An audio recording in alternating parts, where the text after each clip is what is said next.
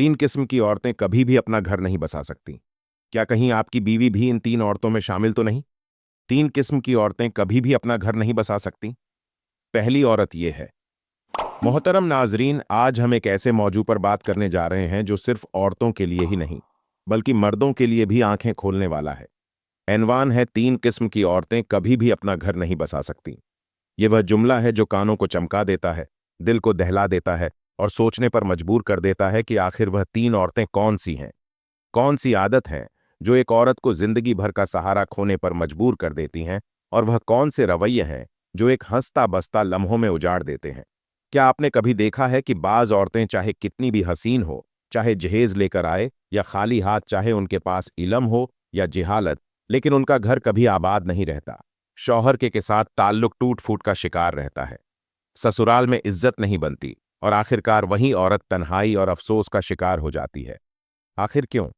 क्या यह किस्मत का खेल है या उन औरतों की अपनी गलती का नतीजा?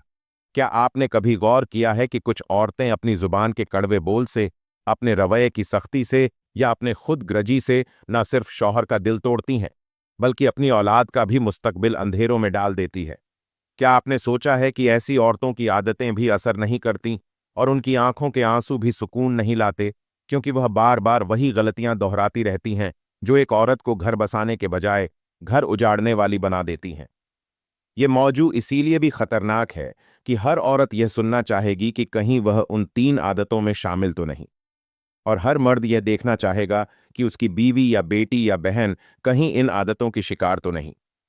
यही तजस्सुस आपको इस वीडियो के साथ बांधे रखेगा, क्योंकि नाजरीन, आज की यह गुफ्तगू न सिर्फ औरतों के किरदार को बेनकाब करेगी बल्कि मर्दों को भी वह बसीरत देगी कि वह अपनी जिंदगी में उन निशानियों को पहचान सके। तो याद रखिए, यह सिर्फ एक कहानी नहीं बल्कि एक आईना है, और जो भी इस आईने में देखेगा वह हकीकत के वह पहलू देखेगा जो अक्सर छुपे रहते हैं। अगर आप औरत हैं तो यह इंट्रो आपको झंझोड़ने के लिए है, ताकि आप खुद को इन तीन सफ़ों से बचा सकें, और अगर आप मर्द हैं तो यह इंट्रो आपके दिल को खबरदार करने के लिए है, ताकि आप अपनी जिंदगी को तबाही से बचा सकें। इस वीडियो में आपको वह सच सुनने को मिलेगा जो शायद आज तक किसी ने इस तरह आपको नहीं बताया। मोहतरम नाजरीन, तीन औरतें कभी भी अपना घर नहीं बसा सकतीं। इन तीन औरतों की तफसील बताने से पहले मैं आपको एक वाकया सुनाना चाहता हूं। यह वाकया हर मर्द और हर औरत जरूर सुने। यूनिवर्सिटी की कैंटीन में बैठे हुए एक लड़का और एक लड़की अपनी अगली क्लास के नोटिस तैयार कर रहे थे। दोनों अपनी क्लास के सबसे नुमाया और सबसे ज़हीन तलबा में शुमार होते थे। एक दूसरे को हराना ही इनके सबसे बड़ी जुस्तजू थी, मगर दिल की गहराइयों में एक अजीब सा एहतराम और अपनीयत में भी पहन रही थी।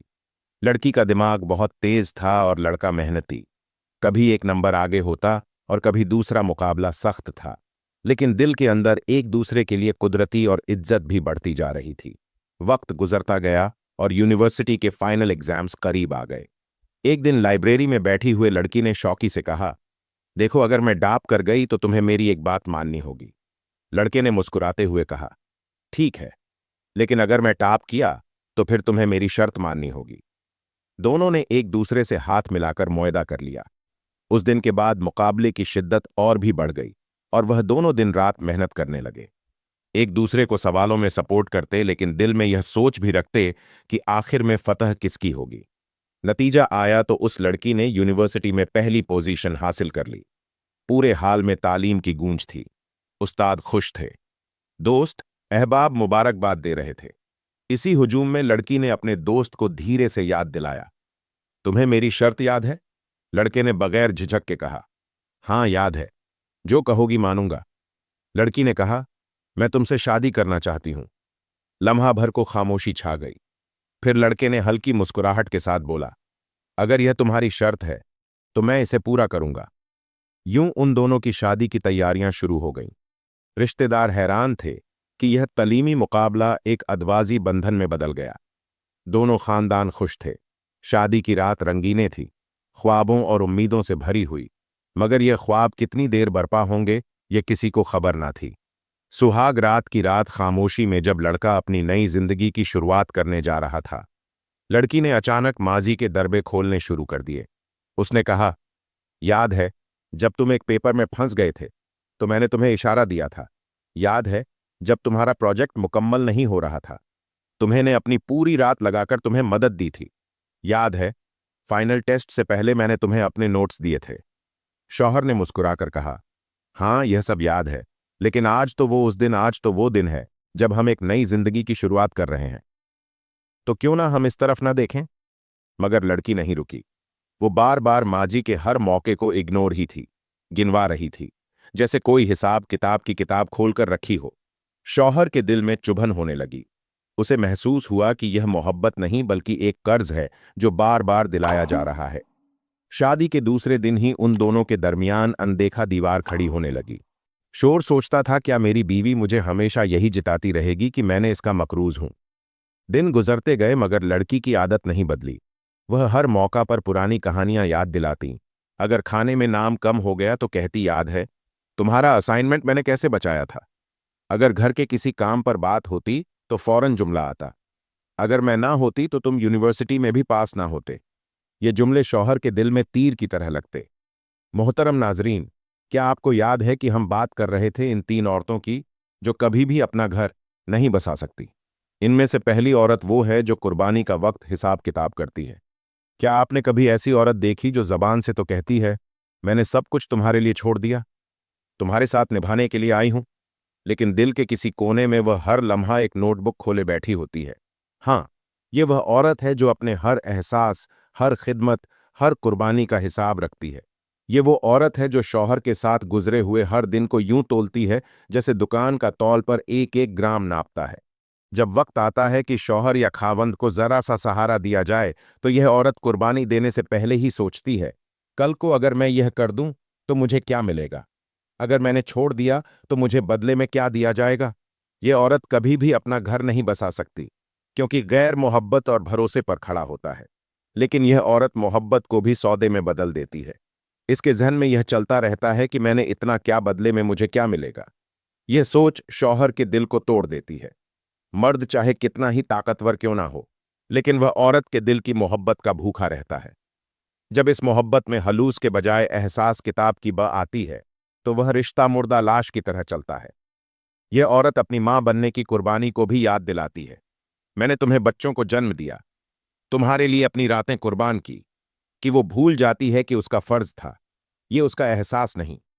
वो शौहर को यूं शर्मिंदा करती है जैसे उसने अपनी बीवी के ऊपर कोई कर्ज उतारना है। ऐसी औरत के हंठ मोहब्बत के बजाय तानों की आग उगलते हैं, और ताने कभी भी घर को जन्नत नहीं बनाते। जब कुर्बानी भी शर्तों और मुतालबों के साथ दी जाए तो वह कुर्बानी नहीं रहती, वो सूद बन जाती है, और सूद पर कायम होने वाले घर कभी आबाद नहीं होते। यह औरत जितनी भी खुशनुमा हो, जितनी भी अक्लमंद हो, लेकिन जब उसका हर कदम में यह किया, तुमने क्या दिया कि फाइल्स में दर्ज होता है, तो आहिस्ता आहिस्ता उसका घर रेजा रेजा होकर बिखर जाता है। सोचें, वो औरत जो अपनी जान, वक्त और जज्बात को अल्लाह के लिए कुर्बान करने के बजाय शौहर के सामने रसीदा बनाकर रख दी। क्या वह कभी सुकून हासिल कर सकती है? नहीं। यह औरत न खुद सुकून पाती है, न शौहर को सुकून देती है। उसका घर एक तवाज़न गुमशुदा कश्ती की तरह होता है जो हर लहर में दौड़ता है, और जो लहर में डलता है वह आखिरकार डूब जाता है। जो औरत कुर्बानी के वक्त हिसाब किताब करती है वह घर तो बना सकती है, मगर वह कभी अमन या सुकून इस बेसाख्ता हंसी की छतरी नहीं सजा सकती। जो एक रिहाइश को घर बनाती है उसका घर हमेशा नियम तालीम नियम टूटा हुआ महसूस होता है। बैरूनी सजावट तो कहीं मिल सकती है, मगर दिल का हमेशा रह जाता है। तीन औरतें कभी भी अपना घर नहीं बसा सकती। इनमें से दूसरी औरत वो है जो अपनी औलाद को शोर के खिलाफ खड़ा कर देती है। यह औरत बज़ाहिर मां कहलाती है, लेकिन अपनी जुबान और अपने रवैये से अपने ही हाथों अपनी औलाद के मुस्तकबिल को बर्बाद कर देती है। घर की बुनियाद हमेशा एतमाद, मोहब्बत और इज्जत पर कायम होती है, लेकिन जब औरत अपने बच्चों के सामने शौहर की तजलील शुरू करती है, इसके फैसलों को कमजोर साबित करती है और हर छोटी बड़ी बात पर इसकी शिकायत करती है, तो वह दरअसल दीवारों के बीच वो दीमक छोड़ देती है जो आहिस्ता आहिस्ता पूरे घर को खा जाती है। बच्चे जब अपनी मां को अपने बाप के खिलाफ बोलते देखते हैं तो उनके दिल में वह बाप की इज्जत कभी पैदा नहीं होती, बल्कि नफरत का बीज बो दिया जाता है, और यही बीज आगे चलकर पूरे खानदान को बिखेर देता है। ऐसी औरत अपने घर की तबाही को जड़ खुद बच जाती है, क्योंकि वह भूल जाती है कि बाप की इज्जत सिर्फ शौहर की इज्जत नहीं बल्कि पूरे खानदान का सतून है। जब माँ बच्चों के जहन में यह डाल देती है कि तुम्हारे बाप की कोई अहमियत नहीं, वह सख्त है, वह गलत है, वह तुम्हारी परवाह नहीं करता, तो वह बच्चों को बाही बना देती है। बच्चे फिर बाप की किसी बात को मानने के बजाय माँ के इशारों पर चलने लगते हैं। नतीजा यह होता है कि शौहर अपने ही घर में पराया महसूस करता है। औलाद उसे अपना दुश्मन समझती है और औरत अपनी जबान से ऐसा जहर उगलती है जिसका इलाज फिर कोई नहीं कर पाता। यह औरत कभी सोचती नहीं कि उसका यह रवैया सिर्फ शौहर को तोड़ता नहीं, बल्कि औलाद को भी उम्र भर के लिए कमजोर बना देता है। वो बच्चे जो अपने वालिद के खिलाफ खड़े कर दिए जाते हैं, उनकी शख्सियत हमेशा अधूरी रहती है। न वह जिंदगी में मजबूती से फैसला कर पाते हैं, न उनके दिल में एतमाद बाकी रहता है। वो यह समझने लगते हैं कि मर्द सिर्फ जाल जुल्म करने के लिए पैदा हुआ है और औरत की कामयाबी इसी में है कि वह हमेशा मर्द को दबाए। ऐसे बच्चे बड़े होकर या तो वह माँ की तरह जबान की तेज हो जाते हैं या फिर बाप की नफरत में अपने ही वजूद को बर्बाद कर देते हैं। तीन औरतें कभी भी अपना घर नहीं बसा सकती, और इनमें दूसरी औरत जो अपनी औलाद को शौहर के खिलाफ खड़ी करती है, वो दरअसल घर के कमरे जलाने वाली है। वो अपनी जुबान से ऐसा तूफान उठाती है कि मोहब्बत के सब दीप बुझ जाते हैं। शौहर जब देखता है कि बीवी ने इसके बच्चों को भी इसके खिलाफ खड़ा कर दिया है, तो इसके दिल का आखिरी सुकून भी खत्म हो जाता है।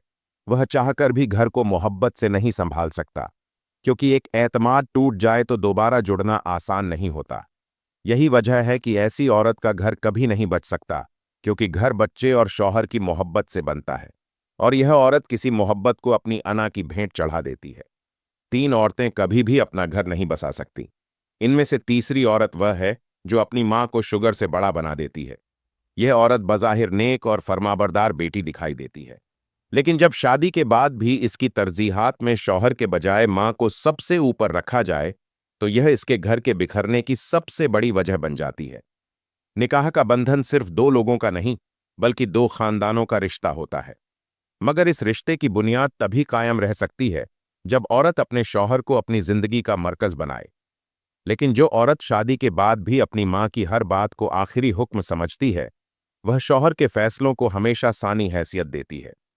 वो दरअसल अपने घर की बुनियाद में ऐसी दरार डाल देती है जिससे एक दिन पूरा घर जमीनों बोझ हो जाता है। यह औरत अपनी माँ को शौहर से बड़ा बनाकर इसका एतमाद तोड़ देती है। शौहर चाहता है कि बीवी इसकी इज्जत करे, इसकी राय को सुने और इसके साथ खड़ी हो। लेकिन जब औरत माँ की बातों को हत्ता के हतमी समझकर शौहर की राय को रद्द कर देती है, तो यह रवैया शौहर के दिल में गहरी चोट बन जाता है। वो महसूस करता है कि बीवी ने अपना घर अपनी माँ के हवाले कर दिया। गोया यह रिश्ता सिर्फ एक कठपुतली का है, जिसके धागे ससुराल या मैके की तरफ से हिलाए जाते हैं। नतीजा यही होता है कि शौहर आहिस्ता आहिस्ता दूर होने लगता है। वो मोहब्बत और एतमाद के दरवाजे बंद कर लेता है, और यह बीवी अपनी ही जिद और अंधी अकीदत की वजह से तन्हा हो जाती है। तीन औरतें कभी भी अपना घर नहीं बसा सकती, और इनमें से तीसरी औरत जो अपनी माँ को शौहर से बड़ा बनाती है, वह सिर्फ एक घर नहीं, बल्कि अपनी आने वाली नस्लों की जिंदगी भी बर्बाद कर देती है। ऐसी औरत के बच्चे हमेशा माँ और नानी के दरमियान उलझ कर रहते हैं। वो यह नहीं समझ पाते कि असल फैसला किन कुव्वत और उनके पालत की है या नानी की। जब माँ अपने बच्चों के सामने बार बार कहती है कि मेरी माँ ने कहा, इसीलिए होगा, तो बच्चे भी बाप को कमजोर समझने लगते हैं। वो जान लेते हैं कि इस घर का असल मालिक उनका वालिद नहीं, बल्कि नानी है। यही सोच आगे चलकर बच्चों के दिल में बाप की इज्जत खत्म कर देती है, और एक ऐसा घर जहां शौहर की इज्जत ना हो, वो कभी भी पुरस्कून आबाद नहीं रह सकता। ऐसी औरत का सबसे बड़ा अमलिया यह है कि वह माँ और बीवी के रिश्ते में फर्क नहीं कर पाती। निकाह के बाद औरत पर सबसे बड़ी जिम्मेदारी यह है कि वह अपने शौहर को अपनी तरजीह बनाए, क्योंकि अब यह उसका नया घर है। लेकिन जब औरत हर बात में अपनी माँ को शामिल करती है, अपनी माँ की राय के बगैर कोई फैसला नहीं करती, हत्ता के शौहर के साथ जाती ताल्लुकात में भी अपनी माँ के मशवरे को तरजीह देती है, तो यह रिश्ता अपनी खूबसूरती को खो देता है। शौहर अपने आप को बेबस और बेख्तियार महसूस करता है, और एक दिन यह बेबसी उसे इस घर से दूर ले जाती है। तीन औरतें कभी भी अपना घर नहीं बसा सकती, और इनमें तीसरी औरत जो अपनी माँ को शौहर से बड़ा समझती है, वह एक ऐसा तमाशा खड़ा कर देती है जिसमें न उसकी इज्जत बचती है, न शौहर की, और न ही औलाद का मुस्तहिल मुस्तकबिल महफूज रहता है। माँ की मोहब्बत अपनी जगह, उसकी इज्जत अपनी जगह, लेकिन शौहर के मुकाबले में उसे बड़ा समझना एक खतरनाक गलती है। यह औरत समझती है कि वह मां की फरमाबरदारी करके जन्नत कमाएगी, मगर वह भूल जाती है कि निकाह के बाद जन्नत का दरवाजा शौहर की रजा से खुलता है। मां की खिदमत और इज्जत जरूर करनी चाहिए, लेकिन जब औरत शौहर को मां के मुकाबले में पीछे कर देती है तो वह खुद अपनी जिंदगी को जहन्नुम बना लेती है। यह औरत कभी यह सोचती भी नहीं कि उसका यह रवैया एक दिन इसके अपने बच्चों के लिए भी जहर बनेगा। जो औरत अपनी मां को शौहर से बड़ा समझती है, इसकी बेटियां भी बड़ी होकर यही रास्ता अपनाती हैं। वह भी अपनी मां की तरह अपने घरों को उजाड़ देती हैं, क्योंकि उन्होंने बचपन से ही यही सीखा होता है कि शौहर का हक़सानी है और असल फैसला हमेशा महक का होना चाहिए। इसी तरह बर्बादी सिर्फ एक नस्ल तक महदूद नहीं रहती, बल्कि कई नस्लों तक चलती है। यही वजह है, यही औरत का घर कभी भी नहीं बच सकता, क्योंकि इसने अपने घर की चाबी अपने शौहर के बजाय अपनी मां के हाथ में दे दी थी। और जिस घर की चाबी किसी और के हाथ में हो, वो कभी भी मजबूत और आबाद नहीं रह सकता। अल्लाह ताला से दुआ है कि अल्लाह ताला मियां बीवी के रिश्ते को हमेशा जोड़े रखे। अगर वीडियो अच्छी लगी है तो वीडियो को लाइक करें और चैनल को सब्सक्राइब करें। जज़ाक अल्लाह।